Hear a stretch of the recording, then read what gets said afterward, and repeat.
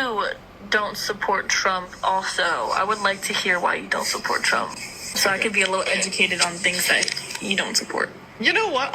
Sure, why not? I'll go over a handful of reasons why I don't support Trump as president. Well, I don't support Trump as president because of three main categories. Those three main categories are domestic policy, foreign policy, and character. When I'm giving this rundown, I always like to start with character. So he is an adjudicated rapist, okay? A civil court found that he raped a woman in the 90s.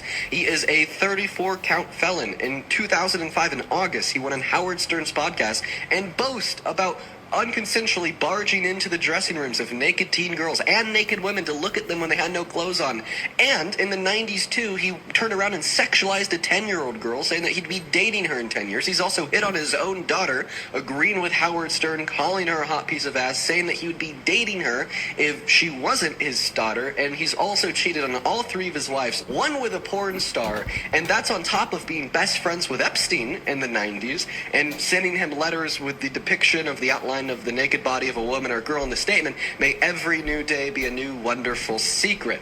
And these are only some of the facts of his character. We haven't even touched on his incessant lies. He told over 30,000 confirmed lies in the first term. He told the biggest lie that any sitting president has ever told, and still is today, with his denial of the outcome of the 2020 election. Not to mention, he is incredibly racist. In the 70s, he refused to rent his properties to black tenants. Then the New York State Justice Department sued him for it. In the 90s, 1992, he called all black people lazy. In 1997, affirmed that something that he said. 2010 through 2015, he said that Barack Obama is a black man who was born in Africa, even though Barack Obama released his birth certificate proving he was born in Hawaii. He said it was fake. That was Donald Trump trying to systemically limit the job opportunity of a black man because of the color of his skin. Because, of course, in attempting to convince people he was born in Africa, he was attempting to convince people not to vote for him due to the fact that he'd be constitutionally ineligible to serve as our president. Another big issue would be his anger problems, in which he likes to take out on the American people